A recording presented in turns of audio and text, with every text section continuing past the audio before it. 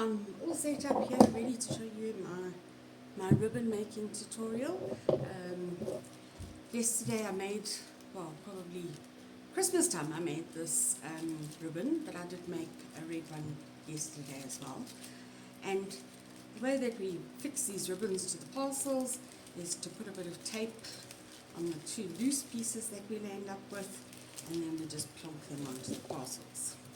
However, this was a piece of washi tape that has lost its stick, so it doesn't work so well. But,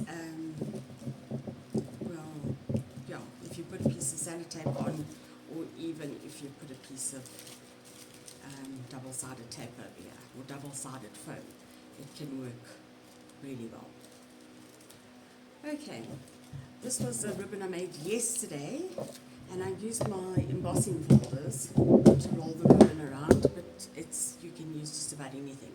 A piece of wood or a CD case. CD cases are things that I've used in the past, and if you wind your ribbon around this, then you can get a smaller bow or a bigger bow, and you just need to put fewer windings if you want to do the smaller bow. So today I'm going to start with the teal ribbon and show you how we wind it around. Let's just pull this piece out here. This is where we're going to get our piece to tie the ribbon together with at the end. So I'm just putting it halfway down the folder. It's not exactly half, but it's not serious. These are your bits that stick out at the end. And I also find that if I do my ribbon, if I hang my ribbon on my thumb, it's much easier to manage. If you leave your ribbon lying on the table and you try and wind it, then you just land up with all this twirled ribbon that doesn't really help you, because it just gets into a big mess, and then it doesn't pull out so nicely. Okay, so you can watch the mess that I'm getting into, and then I'll show you another ribbon where we actually hold the ribbon, and it's just so much easier. It takes a bit of coordination to get it right, but it is just easier. Okay, I'm not sure how many rounds I've got now, but we'll just assume that it's enough. I was aiming for 9 on the shorter end of my embossing folder. I'm going to cut the ribbon at an angle, because every time I start or end, I am using that angle.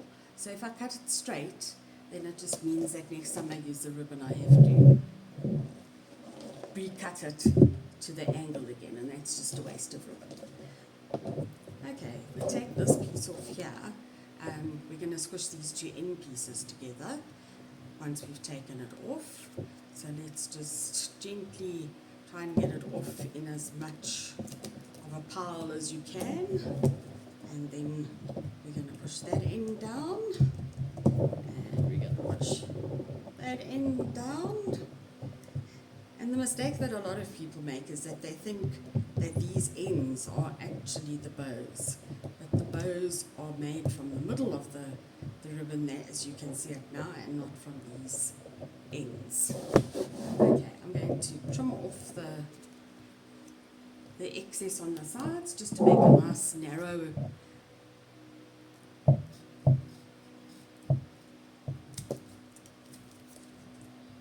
bit to tie the ribbon around.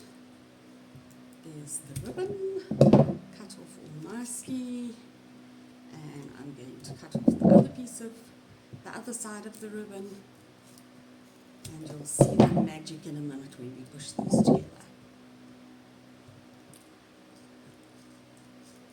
Right, so these need to be just wide enough to hold together, but not too wide that they take up too much space. So we must push these together, making sure we've got all our bits of ribbon in the right place. This bit actually belonged in the top. And if we push them all together, then this is the narrow part that we actually use for, oops, that wasn't part of the plan. We'll just roll this up again. I'm trying to push our narrow parts together so that we can tie them up. Okay, so if we hold this together like that, then you can already see that the ribbon is starting to form. And I'm just going to take a little slither off this piece of ribbon. There we go. Oh, a little bit more than I wanted. Let's just cut it off a bit.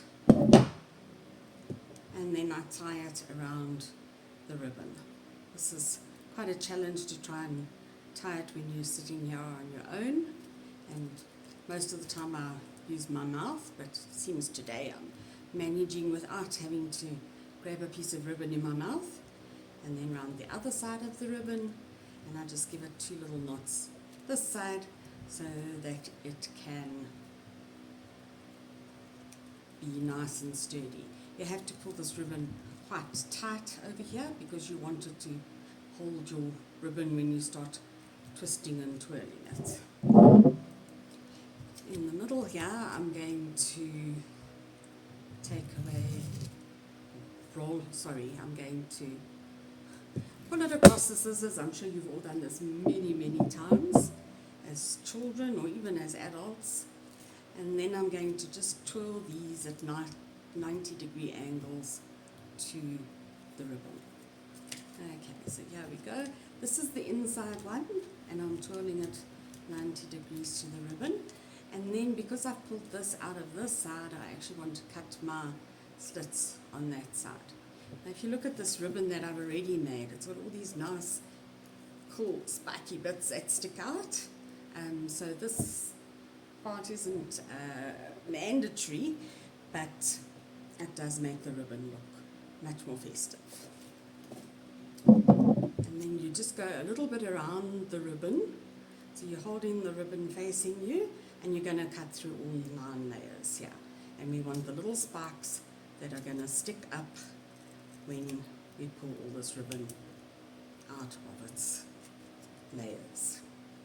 And the same thing on the other side. So you see I've got my cut bit over here, and then I'm going to turn it around, and on the opposite side I'm going to cut this as well. Just a little bit further around the ribbon than halfway to make sure that all the sticky up bits, all the spiky bits stick out of the ribbon at the end of the process. Then I'm going to pull the ribbon out towards the cut bits. It's much more awkward if you try and pull it the other way, because then it might tear the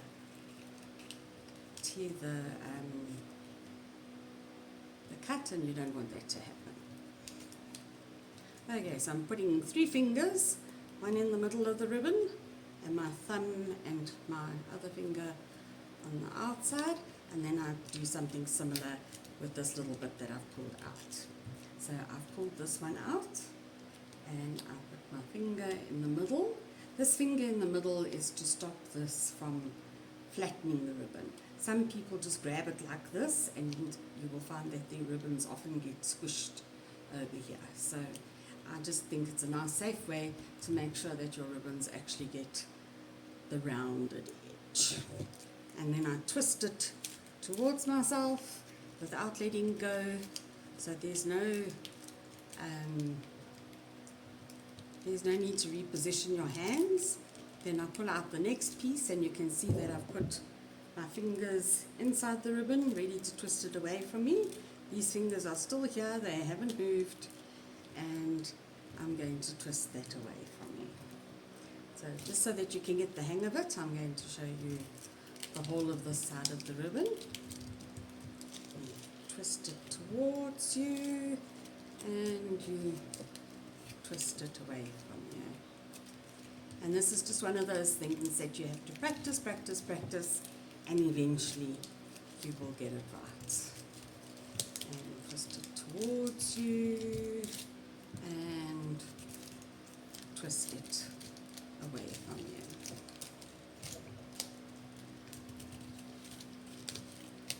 Lovely.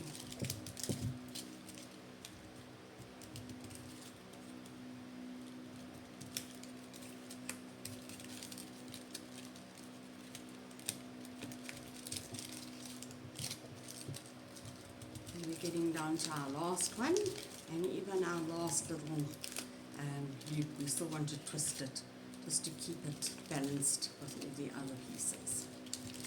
Give the last one a twist, and then we start on the other side of the ribbon. So on the other side of the ribbon, you go and you pull it out from the cut side, and you have your 3 fingers in the middle, and you have your 3 fingers in the middle on this side, and you just grab it as close to the knot as you can, and then you twist it. One towards you, and one away from you.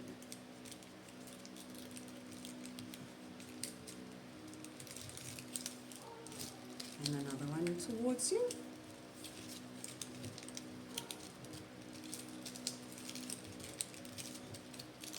And another one away from you.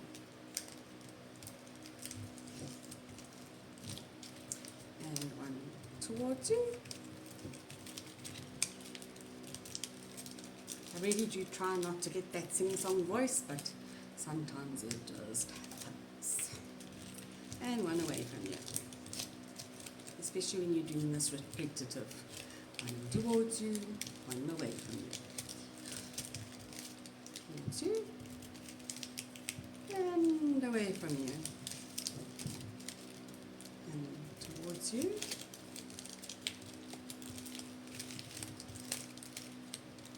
And away from you. And the last one, you just want to give it a little twirl. Ta-da! And we've got a beautiful fluffy pom-pom of a ribbon to stick on a parcel. It always looks nice in a nice big box. And then we can also take the roll of ribbon and just wind it around the box and make our gift look all pretty and fancy. Thank you. I hope you enjoyed this video.